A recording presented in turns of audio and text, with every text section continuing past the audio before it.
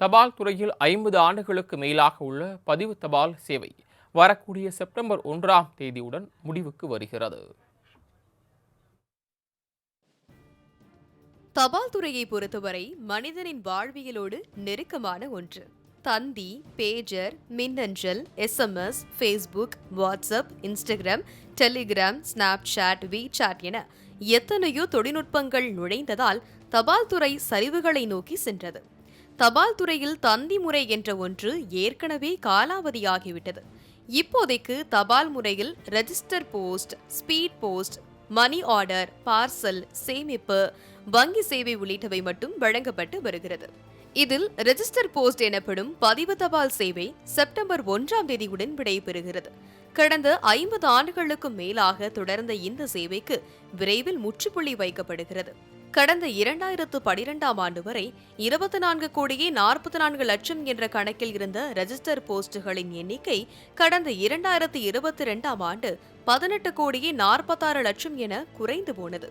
தனியார் கொரியர் நிறுவனங்களின் ஆக்கிரமிப்பால் பொதுமக்கள் தபால் நிலையங்களை நாடுவதை குறைத்து கொண்டனர்.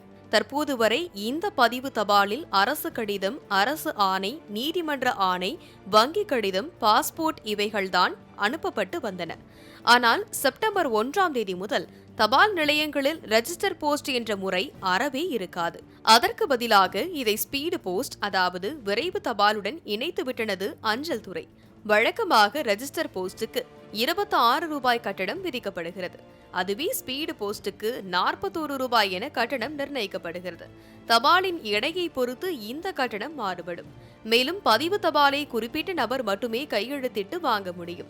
ஆனால் விரைவு தபாலை யார் வேண்டுமானாலும் வாங்கிக் கொள்ளலாம். இப்படி இருக்க பதிவு தபால்கள் நிறுத்தம் செய்யப்பட்டு விரைவு தபால் சேவை நீட்டிக்கப்படுகிறது.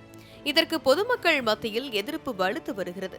காரணம், பதிவு தபாலை காட்டிலும் விரைவு தபாலில் அதிக கட்டணம் என்பது முக்கியமாக கூறப்பட்டாலும் தபால் துறையில் தந்திக்கு பிறகு ரெஜிஸ்டர் போஸ்டையும் அழித்து விட்டால் இப்படியே தபால் துறையே ஒரு காலத்தில் அழிந்து போக வாய்ப்புள்ளதாகவும் கூறுகின்றனர். தபால் சேவையில் ரெஜிஸ்டர் போஸ்ட் மட்டுமே நிறுத்தம் செய்யப்படுகிறதே தவிர தபால் பெட்டி திரும்ப எடுப்பது பற்றியோ தபால் துறை மூடப்படுவது பற்றியோ எந்த அறிவிப்பும் வெளியாகவில்லை என்பது குறிப்பிடத்தக்கது.